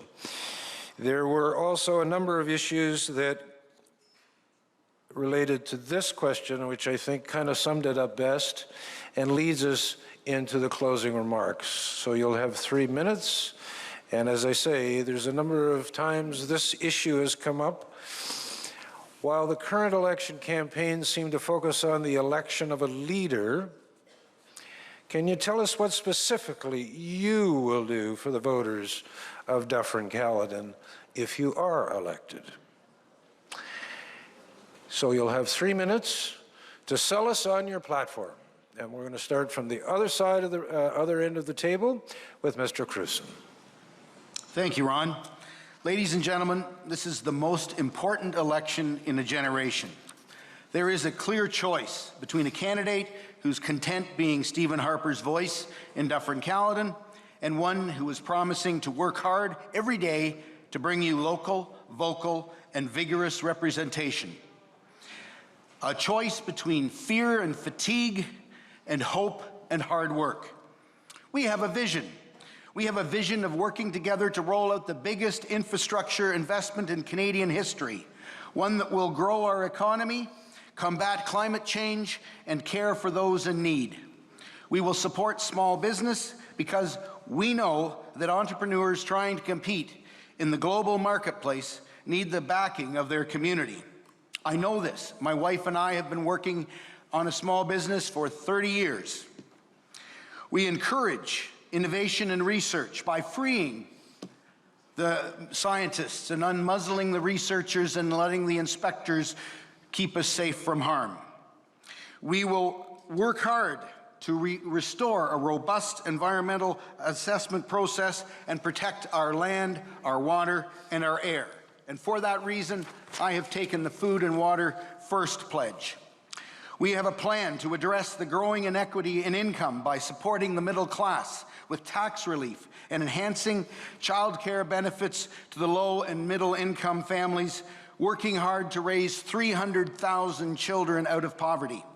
We will implement the recommendations of the Truth and Reconciliation Commission in cooperation with the chiefs, and we will launch an inquiry to discover the fate of the 1,200 missing Indigenous women and girls. We will celebrate our arts and culture and appreciate our heritage and our history. We will respond to calamity with compassion.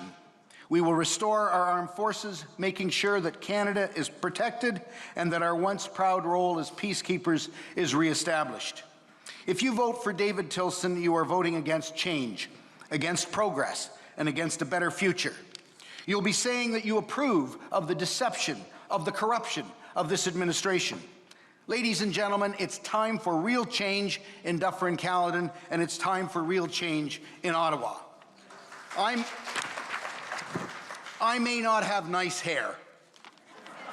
I wish I did. I wish I did. But I'm ready to be your member of Parliament because I've spent my whole life serving you, caring for you, and living among you. With the many of you, I have shared laughs, the loves, and the sorrows of growing up and everyday living in Dufferin-Caledon. I know our values. Your values are my values. I have dedicated my life to building this community, and I want to continue to work for you by being your voice, your advocate, your servant in our nation's parliament. Thank you. Thank you.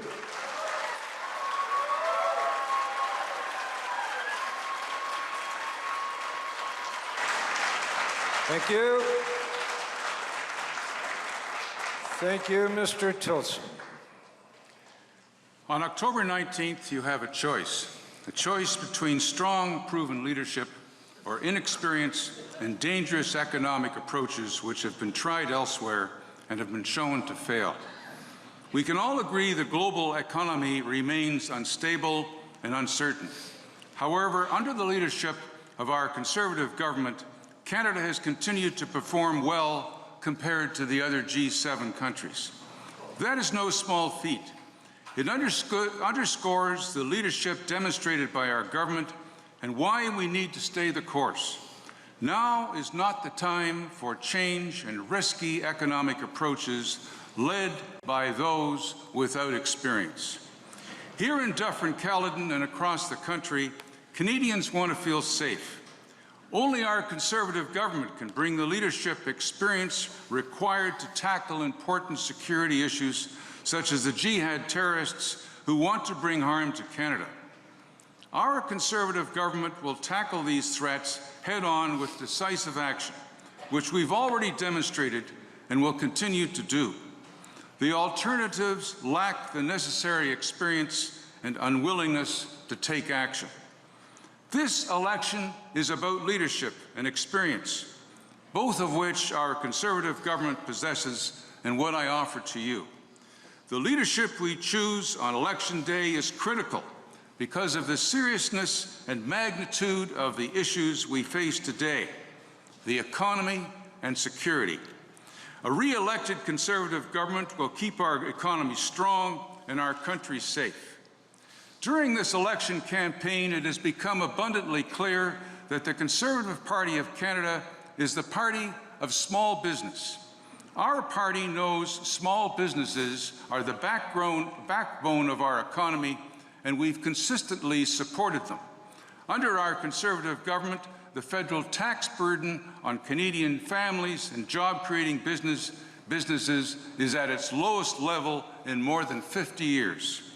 We will continue to support small businesses through several measures, including cutting payroll taxes for Canadian workers and businesses over 20% in 2017, protecting Canadian jobs, further lowering the small business tax rate from 11% to 9% over the next 4 years, and further cut red tape. These are just a few of the examples of the many ways our government will help small business thrive and prosper. My priority has always been and will continue to be the same, delivering real results for Dufferin-Caledon families. On October 19th, I'm asking for your support, your continued support, as your voice in Ottawa in the 42nd Parliament. Thank you very much. Thank you.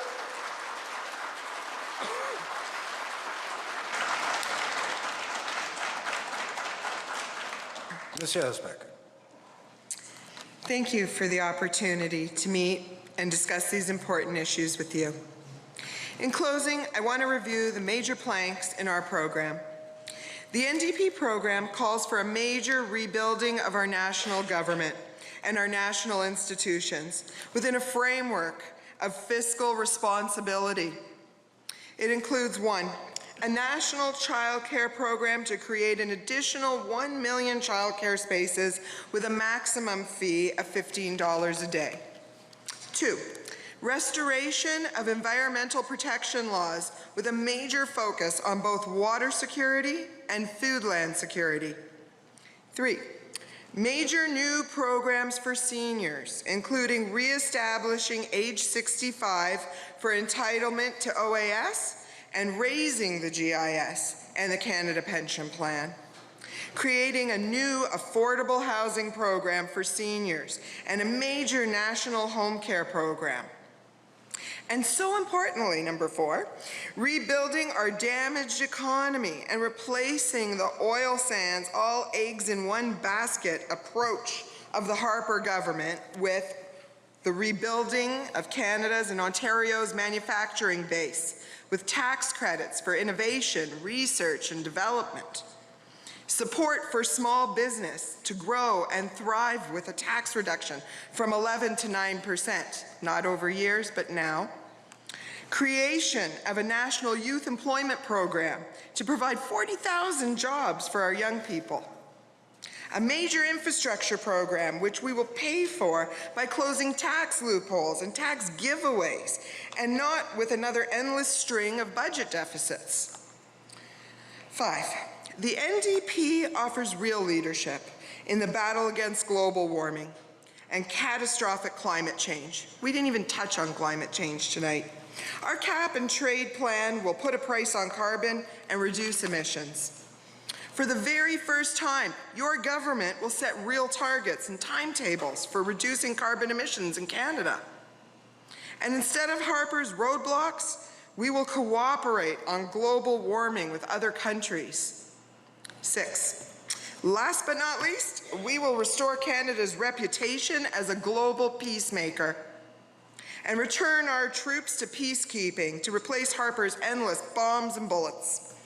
I would ask you again, if you are ready for change, to think seriously about the program and policies of Canada's new Democratic Party and our leader, Tom Mulcair. Thank you again for this opportunity. Thank you. And Ms. Urekar. Thank you.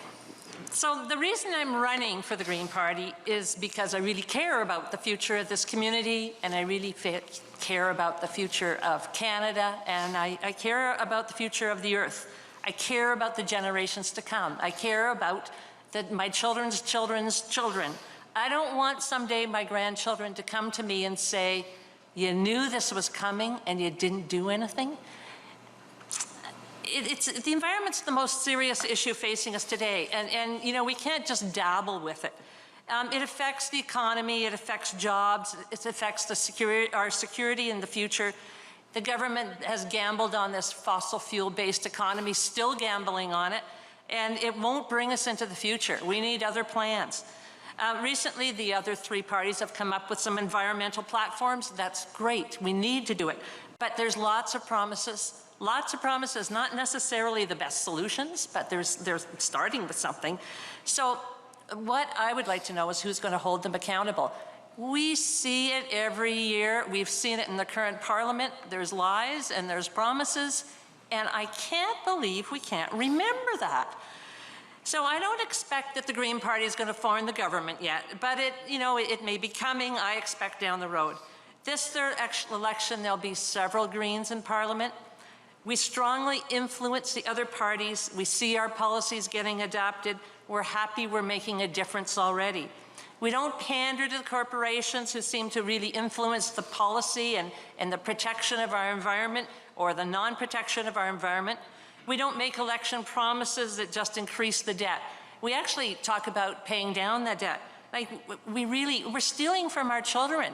We're stealing environmentally, we're stealing socially, and we're stealing the debt. The Green Party is fiscally very right-wing. We actually have a plan. What I really can't believe is that after all the empty campaign promises and lies is that people still vote for those parties. Can't people remember? Would you vote for your neighbor if you knew he lied all the time? I don't get it.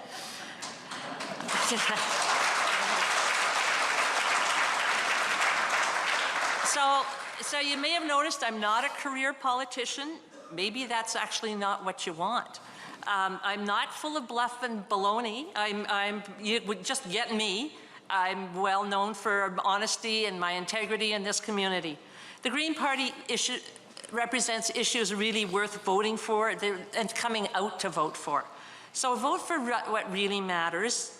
And vote for someone to hold them accountable. Like, we've been seeing that the Greens do that, the Greens, and 2 of them so far. Vote with hope and conviction for the future. Vote not out of fear, but for what really matters. Vote for your children and your children's children and your children's children. And if you want new ideas, if you want change, don't go to the old parties. Thank you. Vote for me. Thank you.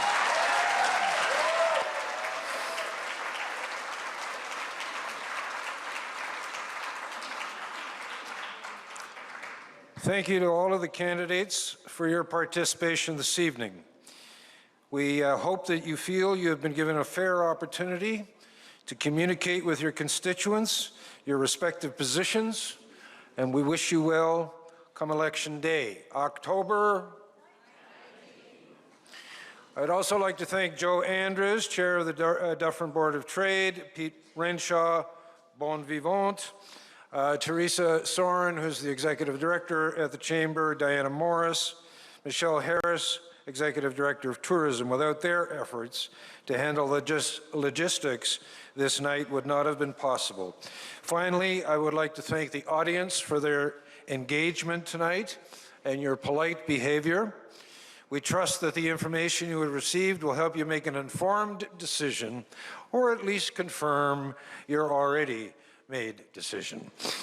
And come October 19th, which is Election Day, please get out and vote. Have a safe drive home. Thank you and good night.